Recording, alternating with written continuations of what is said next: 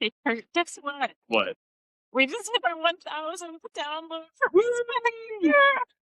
Congratulations. It's been fun, and I'm just excited that it happened here. We're in person. We get to celebrate together. Me too. We're at the National Convex Conference. Some of you may know it as ASCA, and this is like the perfect place for this to happen. Now, all day long and all day yesterday, I was saying ASCA. Is that a no-no? I've never heard ASCA until this year, Okay. so I don't know if it's like the next generation. All the kids are saying it, so it's I'm in my pop era apparently. Yeah. So we are with our people. Yeah, I really enjoyed this morning. We did some podcast roulette, and people did some rapid fire questions. We got to meet some fun folks, and I hope we can convince some of them to join us for a longer form interview later this year. Me too. I think we met some icons. Yes.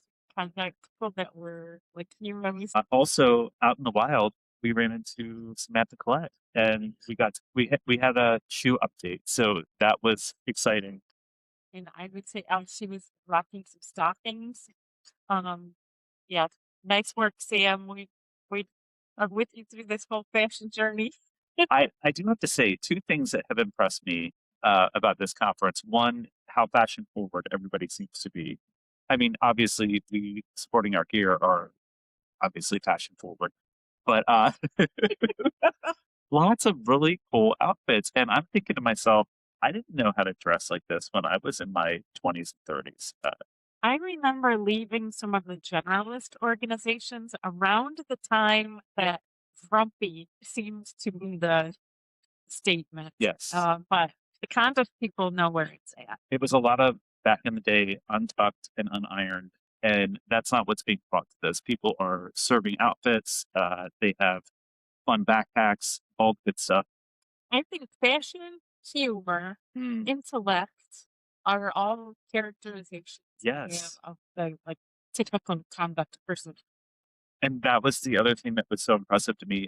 Just all of the people with advanced credentials, reading name tags. I am seeing a lot more people than I would have thought with doctorates, which is amazing. So kudos to everybody who is out there, killing it in the day job and then burning the midnight oil to write dissertations and do research and, continue to advance the field. We started this podcast in August Yes. as all higher education people.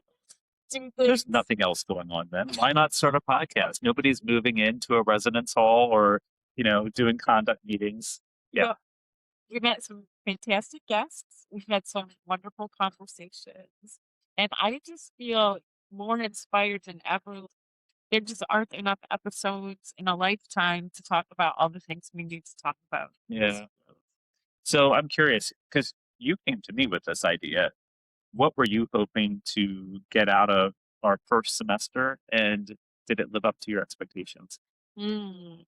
Every episode made me think about something in a new way or ask a question that I wasn't ready to answer for myself. I loved meeting new people and hearing about different areas of expertise just within this area of expertise. How about you? I've been curious about podcasting for a while, and I never felt like I had the capacity / bandwidth to learn how to do all this. So when you said I'll take care of all the logistics, it was sort of perfect for me. But I think I have not been in student conduct for many years, and it's been a couple years since I work in a president's office at a school, and I sometimes feel a little removed from student related issues. So for me, this has been a really nice way to engage in work that directly impacts students. That's been fun for me, and just hearing how the profession has evolved since the late 1900s when I was starting in the early 2000s. Just super impressed with all the resources that are available. I think there were resources available at the time, but the networking, like there wasn't a LinkedIn, there wasn't a Facebook back then. So you kind of stumbled into them, and I feel like they're just sort of readily available for people now, which is amazing. And I think in this format, which we are conversational. Yeah, I think that's our format. I'm just hungry to meet more and more people and have you all join in the conversation yeah, with us, whether that's on social media.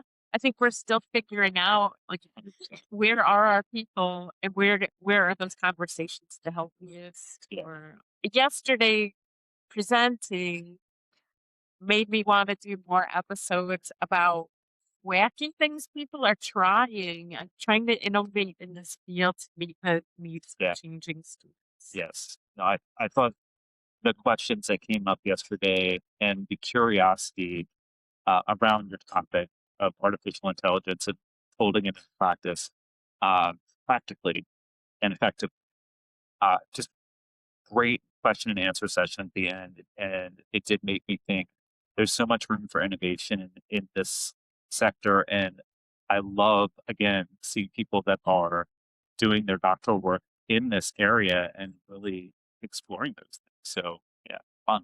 So if you're listening, we would love for you to send us a text through the podcast website, or just get on our Instagram or LinkedIn or TikTok or wherever you social.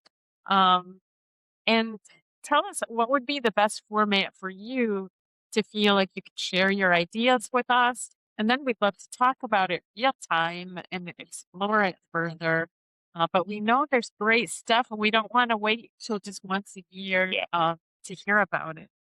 I think my favorite podcast roulette question today was, what would you want to see as a podcast topic? So you don't have to be interviewed on the roulette format to tell us what you would like to see. We're always looking for new ideas. If you had an interesting case that you worked on that really changed the way that you think about how you do your job, or just something that you want to bring to the table, how you bring your personal passion into the work that you do. I think that would be super fascinating.